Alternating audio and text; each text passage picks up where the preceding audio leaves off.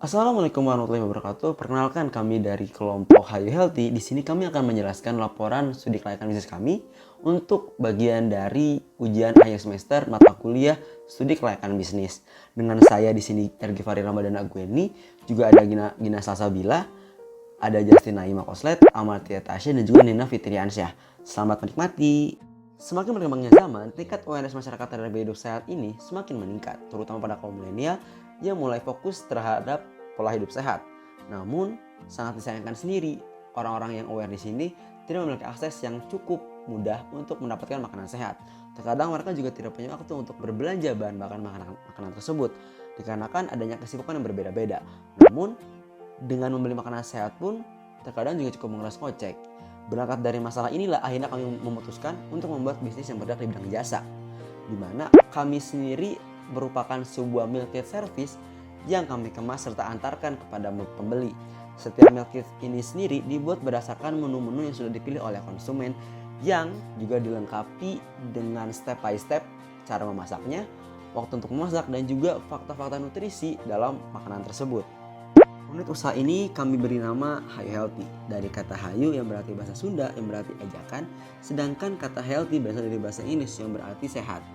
Jadi nama unit usaha ini bertujuan untuk mengajak para konsumen agar tetap hidup sehat. Dengan jenis organisasi yaitu firma dengan pemilik yaitu saya sendiri Ergi Fahri, Gina Salsabila, Amartya Tasya, dan juga Justin Naima serta Nina Fitriansyah.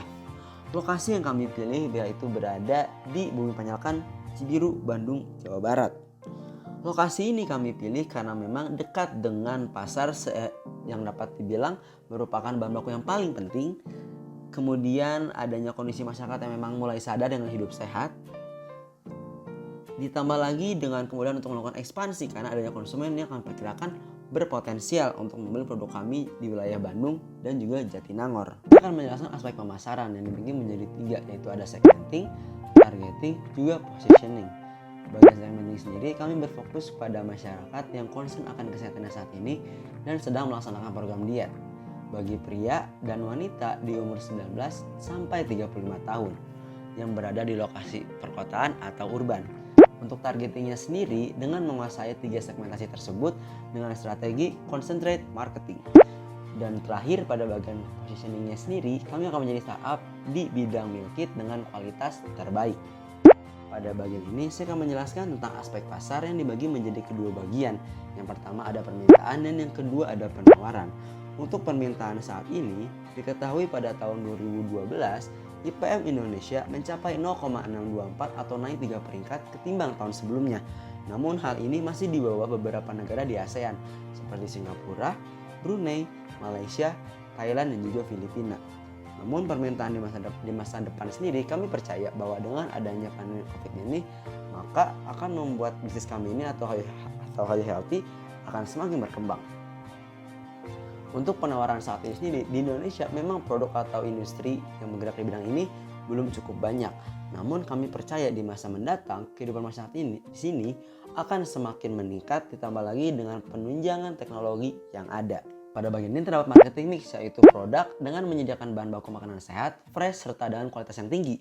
Untuk price sendiri, harga bervariasi tergantung dari menu pilihan yang dipilih oleh konsumen dengan rentang harga 25.000 sampai 50.000 di luar ongkos kirim. Kemudian ada place di mana tempat produksi kami serta pengemasannya terdapat di daerah Banyilekan, Cibiru, Bandung, Jawa Barat.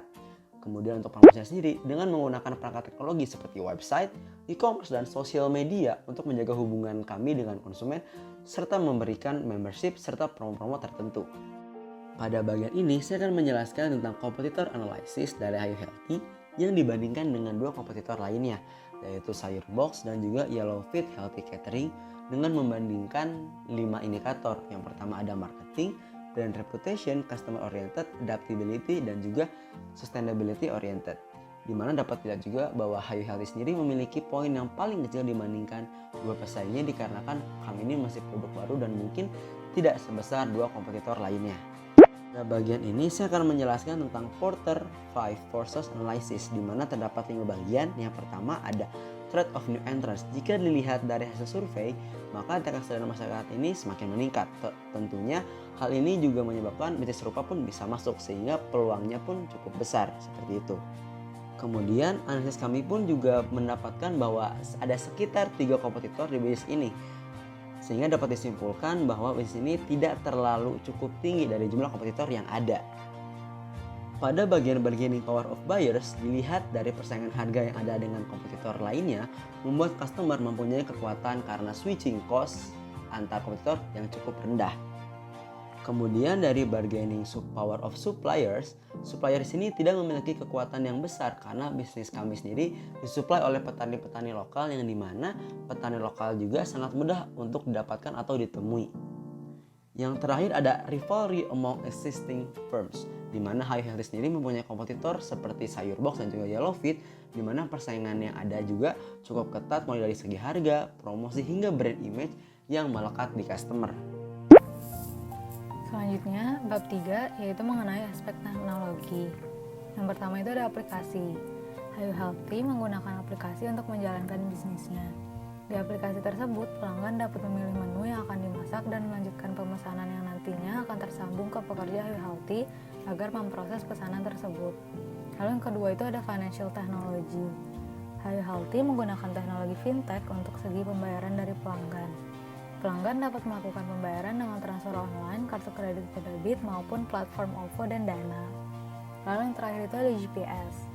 Teknologi GPS sangat berguna untuk bisnis Hayo Healthy. GPS digunakan untuk mendeteksi lokasi pelanggan dan lokasi di mana pesanan tersebut akan diantar. Selanjutnya itu bab 4 mengenai aspek teknis dan operasi. Yang pertama itu ada sifat usaha. Hayo Healthy adalah sebuah ingredient and recipe meal kit service yang diciptakan untuk menjawab masalah yang ada mengenai kurangnya awareness masyarakat tentang pentingnya hidup sehat yang dikemas dalam bentuk yang praktis dan menyenangkan. Usaha ini mengemas bahan baku untuk makanan sehat dengan kualitas yang baik. Hayo Healthy juga akan memberikan tambahan berbagai pilihan menu agar lebih inovatif dan bervariasi. Selanjutnya mengenai rencana pengoperasian usaha. Yang pertama, proses operasi usaha. Proses operasi perusahaan meliputi rencana penjualan, rencana persediaan produk, pengemasan produk, pengawasan kualitas di mana dilakukannya penjadwalan untuk ketahanan setiap bahan baku, dan pengawasan biaya penjualan. Lalu mengenai kebutuhan bahan operasi. Kebutuhan bahan operasi Hayo Healthy dikelola oleh pendiri yang ikut serta dalam pembagian tugasnya masing-masing yang meliputi pendanaan, kualitas produk, persediaan, dan kegiatan pemasaran baik di sosial media maupun secara langsung. Lalu yang terakhir mengenai kegiatan pemeliharaan. Kegiatan pemeliharaan Hayo Healthy adalah dengan mempertahankan kualitas sayuran dan bahan baku lainnya agar tetap baik dan segar. Perawatan dan pengecekan setiap produk dilakukan secara berkala dan berkelanjutan. Selanjutnya, proses produksi. Proses produksi dari Hayo Healthy meliputi yang pertama, proses pemesanan melalui aplikasi Hayo Healthy dan juga aplikasi e-commerce. Lalu setelah melakukan pembayaran dan konfirmasi pesanan, bagian dari operasi kami akan menyiapkan pesanan dari customer. Selanjutnya, setelah barang sudah siap, bagian dari operasi akan menyiapkan instruksi memasak, kandungan gizi, serta packaging sesuai dengan kondisi barang tersebut. Lalu yang terakhir, pengiriman akan dilakukan oleh driver atau kurir kepada customer. Untuk bab 5, saya akan menjelaskan tentang aspek manajemen dan organisasi. Yang pertama adalah aspek manajemen, yaitu perencanaan, planning. Dalam perencanaan, kami mencakup visi, misi, tujuan, indikator keberhasilan, perencanaan, dan strategi. Yang pertama, visi kami adalah menjadi perusahaan yang menyediakan bahan makanan sehat dengan kualitas terbaik di Indonesia. Misi untuk mencapai visi tersebut adalah ikut turut meningkatkan pola hidup sehat masyarakat sebanyak 15% dalam kurun waktu 5 tahun. Lalu menyediakan bahan baku makanan sehat dengan kandungan gizi seimbang di setiap menu makanan. Memberikan kemudahan dalam memasak dengan memberikan tata cara memasak setiap makanan. Tujuan diadakannya bisnis kami adalah meningkatkan awareness masyarakat akan pentingnya untuk menjaga hidup sehat di masa sekarang.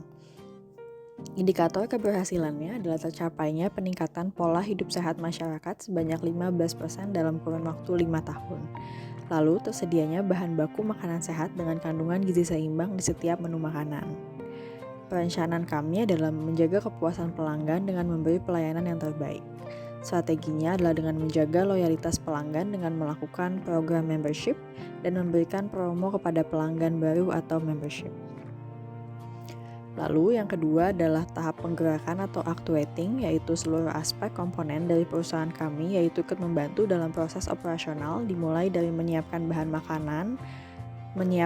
makanan yang sesuai dengan kandungan gizi, menentukan packaging untuk setiap makanan, sampai pada proses delivery kepada customer sesuai dengan strategi perusahaan. Yang ketiga adalah pengawasan atau controlling. Yang kami lakukan adalah kegiatan controlling yang dilakukan oleh Hayu Healthy adalah memastikan bahan baku agar tetap segar dan berkualitas. Yang kedua, memeriksa segala kegiatan dalam Hayu Healthy agar tetap terkontrol dengan baik dan mengantisipasi segala hal yang akan terjadi selama proses kegiatan yang dilakukan oleh Hayu Healthy. Yang kedua ada quality control dengan memeriksa bahan baku sebelum dikirim ke pelanggan, memeriksa keamanan pengemasan produk dan menggunakan packaging yang aman, pengecekan ulang pada pesanan yang sudah didata oleh Hayu Healthy. Lalu, saya akan menjelaskan tentang job analysis dan job desk. Yang pertama dari CEO, yaitu merancang dan mengkomunikasikan visi perusahaan, memotivasi anggota tim, merekrut anggota tim, meramalkan tren pasar, menguraikan strategi bisnis perusahaan, membangun hubungan dengan investor, dan mengatur pembiayaan dan anggaran. Yang kedua ada CFO atau Chief Financial Officer yang bertugas membentuk strategi penggalangan dana, membuat keputusan yang berhubungan dengan sumber daya manusia, merumuskan dokumen keuangan, membahas kesehatan keuangan perusahaan dengan CEO. Yang ketiga ada CMO yaitu mengembangkan strategi pemasaran, melaksanakan riset pasar, pencitraan, menciptakan kampanye kehumasan. Ada COO mengatur perusahaan, bertindak sebagai penghubung antara karyawan dan CEO, mengatur bisnis inti. Lalu ada HR Manager yang bertugas untuk merencanakan dan mengkoordinasikan tenaga kerja perusahaan yang hanya mempekerjakan karyawan yang berbakat, menjadi penghubung antara manajemen dengan karyawannya, melakukan pelayanan karyawan, memberi masukan pada manajer mengenai kebijakan perusahaan, mengkoordinir dan mengawasi pekerjaan para pegawai, mengawasi proses rekrutmen, wawancara, seleksi dan penempatan karyawan, lalu menangani isu-isu ketenaga kerjaan. Lalu ada aspek organisasi. Yang pertama adalah struktur organisasi. Struktur manajemen organisasi Hayu Healthy menggunakan struktur organisasi top-down dengan alur komunikasi yang berasal dari level manajemen tinggi ke level manajemen rendah dengan memberikan wewenang serta tanggung jawab tujuan untuk menyampaikan informasi, mengarahkan, mengkoordinasikan, memotivasi, memimpin, dan mengendalikan berbagai kegiatan yang ada di level bawah. Selain itu, struktur kami juga menerapkan struktur organisasi fungsional yang dimana langsung membawahi setiap divisi terkait guna meningkatkan efisiensi komunikasi dengan antara level manajemennya dengan 4 divisi utama yaitu pemasaran, keuangan, operasi, dan sumber daya manusia. Yang keenam, saya akan menjelaskan tentang aspek sumber daya manusia. Yang pertama, sumber daya manusia. Usaha ini membutuhkan 5 orang karyawan yang menjabat pula sebagai kepala divisi sekaligus pemilik usaha, karena kami menghandle sendiri usaha kami sekaligus sebagai pemiliknya. Dengan usaha yang kami jalankan, selama 2 tahun pertama karyawan tidak mendapatkan gaji, melainkan mendapatkan bagi hasil di akhir tahun yang didapatkan dari laba bersih. Lalu ada analisis pekerjaan yang akan dilakukan pemilik adalah untuk mengetahui perkembangan dari kemajuan Hayu Healthy. Lalu ada pemberhentian, yaitu pemutusan hubungan kerja yang dapat dilakukan dengan jalannya musyawarah berdasarkan evaluasi kerja. Lalu ada tugas dan wewenang dari CEO, CFO, CMO, COO, dan CHCO yang merupakan kepala-kepala yang ada pada Hayu Healthy. Lalu ada aspek keuangan. Yang pertama, di sini kami membreakdown apa saja yang kami butuhkan. Yang pertama adalah staff packaging.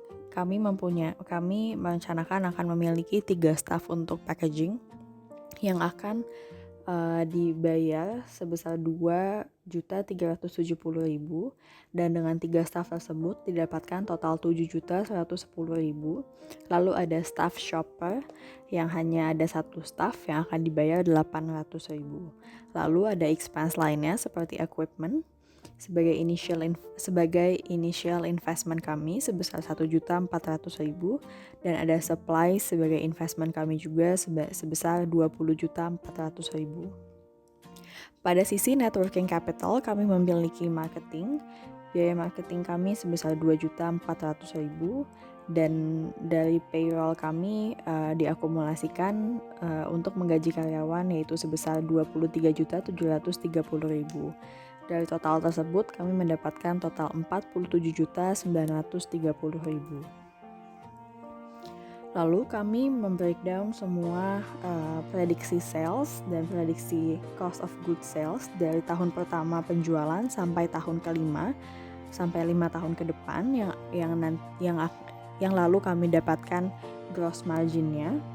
Dan kami kurangi dengan expense kami yang tadi sudah dijabarkan seperti marketing expense, administration expense, utilities expense, dan payroll expense. Lalu ada expense lainnya, miscellaneous, dan juga depresiasi.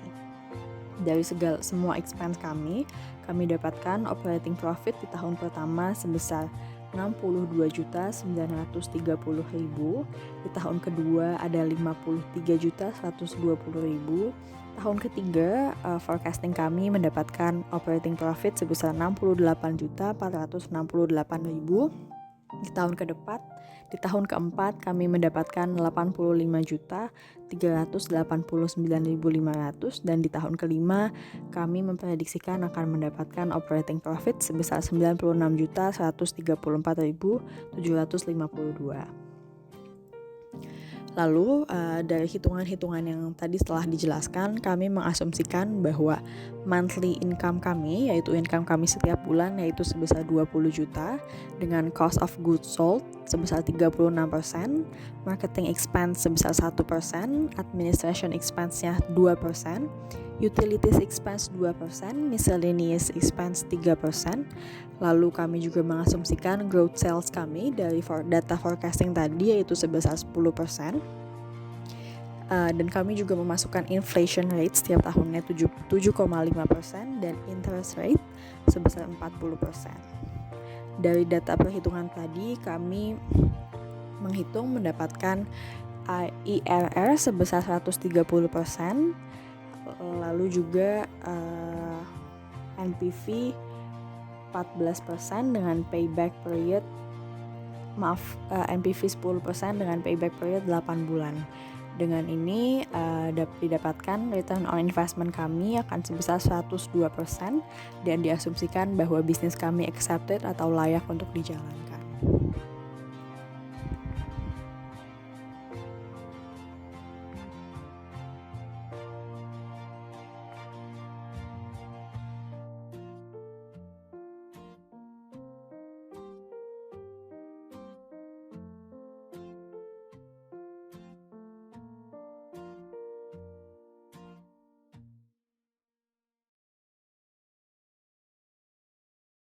Selanjutnya, saya akan menjelaskan aspek ekonomi, sosial, dan politik.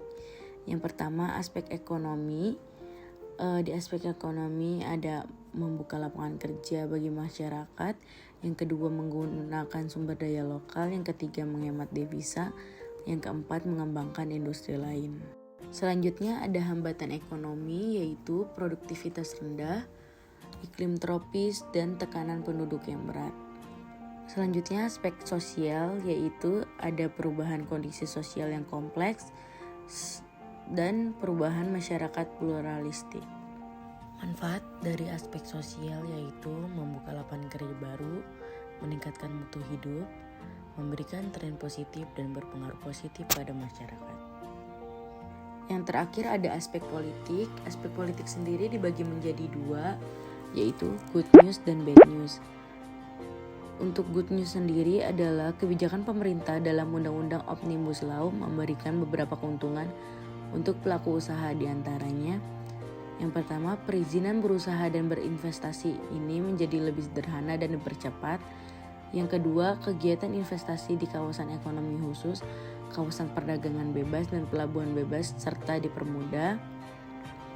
Selain itu, untuk meningkatkan roda perputaran ekonomi saat ini, pemerintah memberikan bantuan bagi pelaku UMKM dengan memberikan suntikan dana sebesar 2,4 juta rupiah. Untuk bad newsnya sendiri adalah keadaan politik Indonesia yang kurang jelas akan berdampak terhadap investor dan dari negara besar seperti Amerika Serikat, karena Amerika Serikat sensitif terhadap isu politik dan geopolitik di mana mereka akan berinvestasi. Selain itu, Undang-Undang Omnibus Law juga memberikan dampak negatif untuk investasi karena adanya pencabutan hak-hak pekerja. Negara maju sangat menjunjung fair labor practice dan decent work, di mana hak pekerja sangat dihargai. Selanjutnya, aspek yuridis. Aspek yuridis ini sendiri meliputi legalitas usaha, seperti yang sudah dijelaskan pada bab 1 Ikhtisar tentang nama, jenis organisasi dan pemilik dan alamat. Untuk jenis organisasi HULT sendiri yaitu berbentuk firma. Dalam segi legalitas usaha, bisnis kami memiliki beberapa dokumen penting agar di kemudian kelak bisnis ini dapat berjalan dengan lancar. Beberapa dokumen yang berkaitan dengan aspek hukum yaitu yang pertama situ surat izin tempat usaha, yang kedua NPWP nomor pokok wajib pajak, yang ketiga izin domisili dan IMB, dan keempat adalah badan hukum. Aspek lingkungan. Aspek mengenai dampak lingkungan. Analisis aspek lingkungan ini dilakukan bertujuan untuk melihat dampak usaha HULT pada lingkungan sekitar tempat pelaksanaan usahanya. HULT sendiri tidak memberikan dampak negatif bagi lingkungan sekitar, seperti mencemari polusi udara atau yang mengganggu kesejahteraan lingkungan sekitar.